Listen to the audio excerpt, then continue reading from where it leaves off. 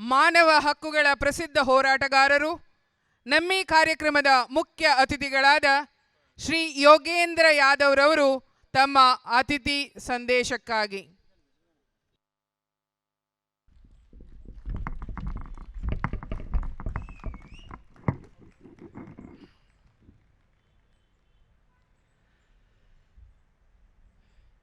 इस ऐतिहासिक समावेश में उपस्थित सभी धर्मगुरु, मेरी बहनों, मेरे भाइयों, बुजुर्गों, दोस्तों, सबसे पहले तो क्षमा चाहता हूं, मैं कन्नड़ नहीं बोल सकता।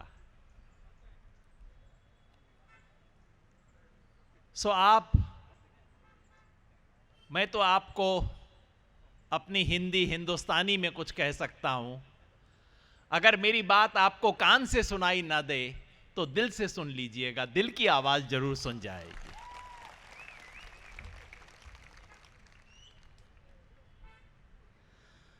मैं आपको सिर्फ एक बधाई देने आया हूं।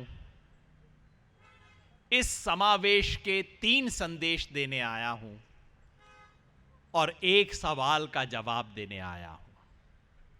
बधाई इस बात की कि आपने इस समावेश के लिए उडुपी को चुना, क्योंकि इस देश में नफरत की ये जो लेटेस्ट वेव आई है, ये जो लहर आई है, इसके लिए उडुपी का बहाना बनाया गया था। सारे देश में टीवी पे इसका नाम चलाया गया था। मैं आपके इलाके में बहुत बार आता हूं। कोस्टल कर्नाटका मेरा बहुत फेवरेट जगह है, मेरी पत्नी का, और मुझे आपके इलाके को देख के महसूस होता है कि ऊपर वाले ने बहुत फुर्सत से बनाया होगा आपका इलाका, इतना खूबसूरत है। इस मिट्टी में कुछ भी चीज उग जाती है, तो इसलिए किसी ने सोचा कि इस मिट्टी में जो बीज डालो कुछ ना कुछ उग जाता है, तो चलो इसमें नफरत का बीज डाल के देख लेते हैं। पिछले 10-20 साल से इस इलाके में नफरत का बीज डाला जा रहा है, और ये मिट्टी ऐसी है कि वो भी थोड़ा सा उग गया है। लेकिन आज ये जो समावेश यहां हो रहा है, ये बताने के लिए कि तुम नफरत का बीज डाल सकते हो सकता है थोड़े पौधे उग जाएं, लेकिन ये कर्नाटका, ये उडुपी, ये कोस्टल कर्नाटका आपको नफरत की फसल काटने नहीं देगा।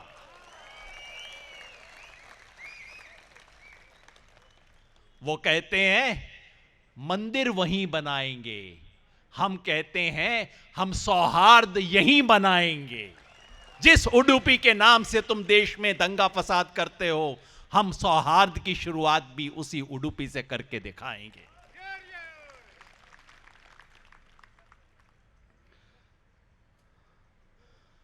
मैं चाहता हूं हम सब एक सिंपल नारा लगाएं। मैं जानता हूं ये कोई पॉलिटिकल सभा नहीं है, धर्मगुरु बैठे हैं, मैं पॉलिटिकल नारा नहीं लगाना चाहता, लेकिन सिर्फ एक बात, आज देश में जो किया जा रहा है, आप हम सब की आंख के सामने है। मैं किसी का नाम नहीं लूंगा। वो क्या कर रहे हैं? इस देश को तोड़ने की कोशिश की जा रही है आज। तो बस मैं चाहता हूं हम एक नारा लगाएं, वो तोड़ेंगे और हम क्या करेंगे? ये देखिए जो बड़ी तस्वीर लगी है यूं हाथ पकड़ के, वो तोड़ेंगे। जोड़ने वालों की आवाज दिल्ली तक पहुंचनी चाहिए। वो तोड़ेंगे, हम तोड़ेंगे, वो तोड़ेंगे, हम तोड़ेंगे, हम जोड़ेंगे, हम जोड़ेंगे, हम जोड़ेंगे। मैं इस समावेश की 3 आह्वान आपके सामने रखना चाहता हूं। वो मेरे दिल की बात है, लेकिन सिर्फ मेरे दिल की बात नहीं है, वो आप सबके दिल की बात है।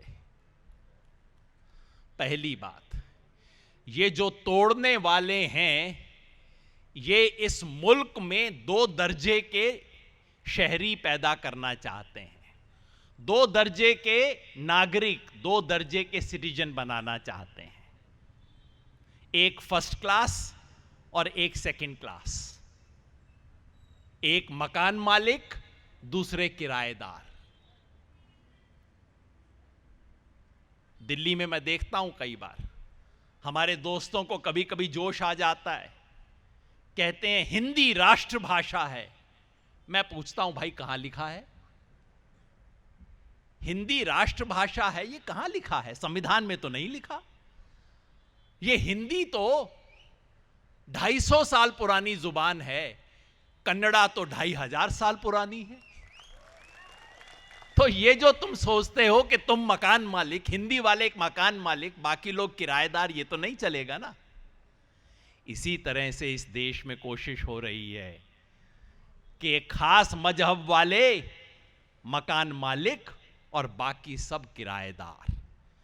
आज यहां उडुपी से हम घोषणा करने आए हैं कि जिसके पूर्वज, जिसके बाप दादा परदादा की राख इस मिट्टी में है, जिसके पुरखों की हड्डी इस मिट्टी में गड़ी हुई है, वो सब मकान मालिक हैं, किराएदार कोई नहीं है इस देश में।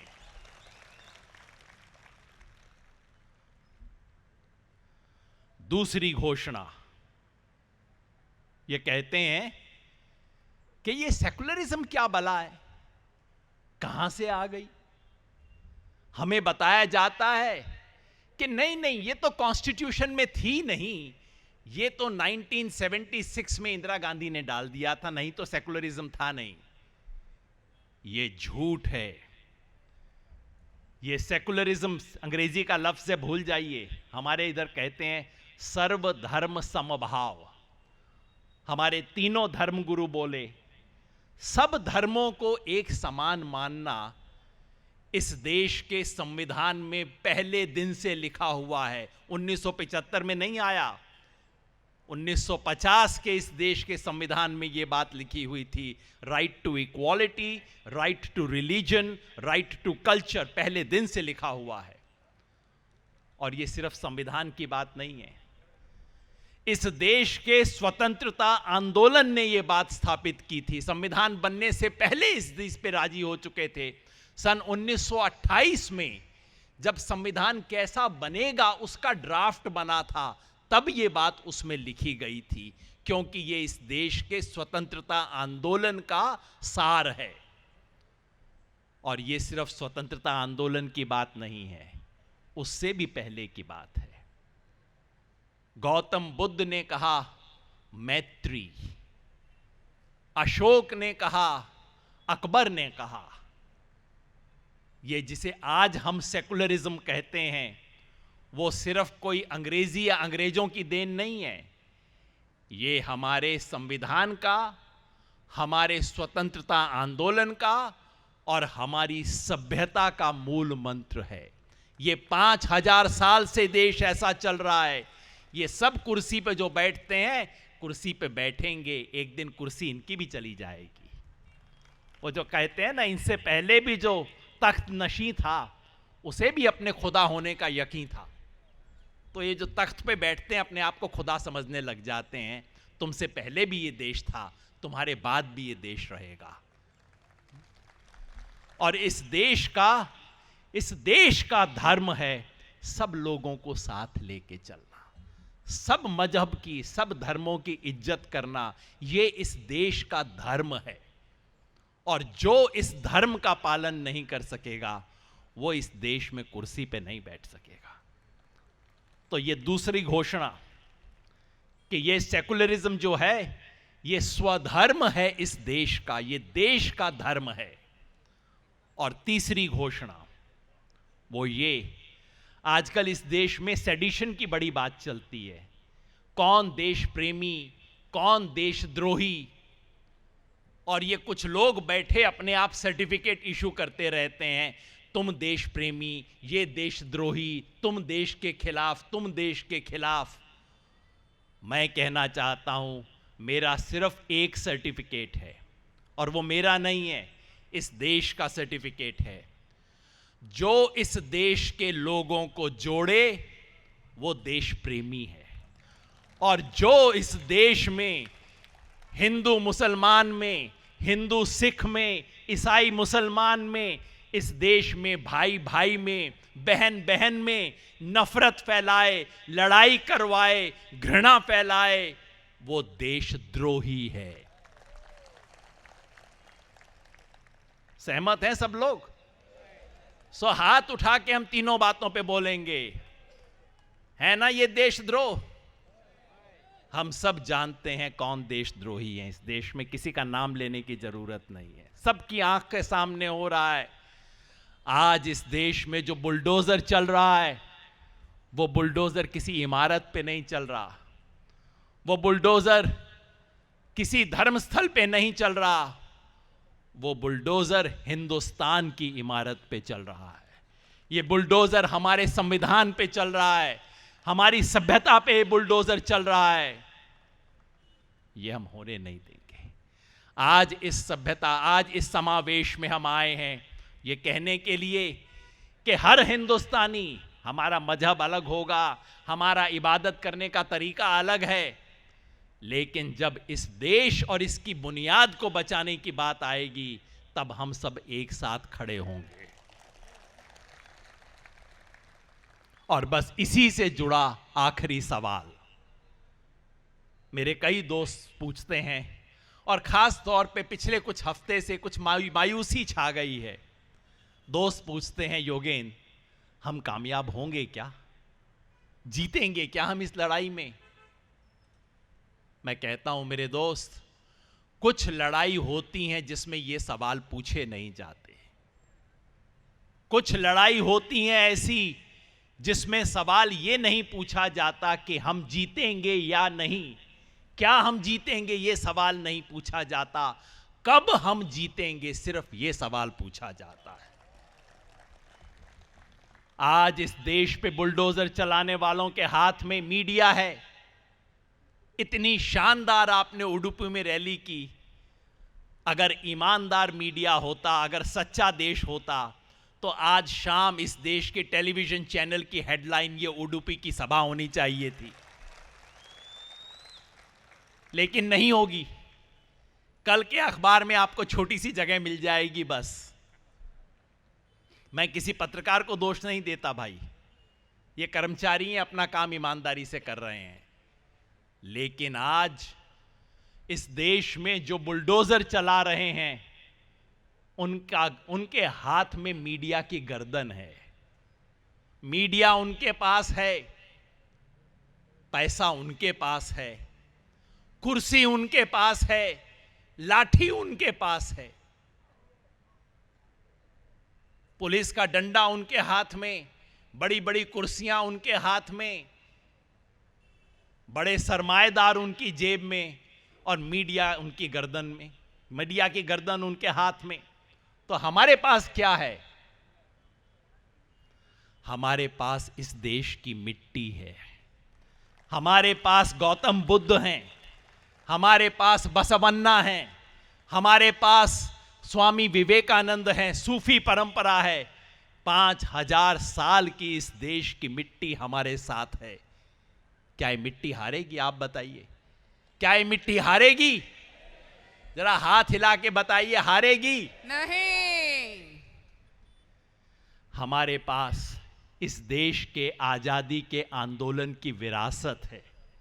भगत सिंह हमारे पास है, मौलाना आजाद हमारे पास हैं, महात्मा गांधी की विरासत हमारे पास है। क्या हम उसे हारने देंगे? नहीं। और हमारे पास बाबा साहेब अंबेडकर का संविधान है, वो संविधान हमारे साथ है।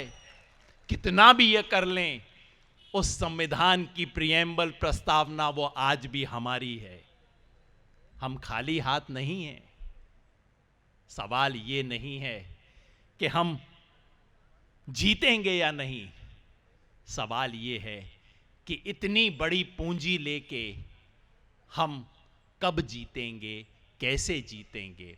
अगर इतनी बड़ी पूंजी लेके भी हम नहीं जीतते तो मैं समझता हूं हम इस लायक नहीं कि हम जिंदा रह सकें।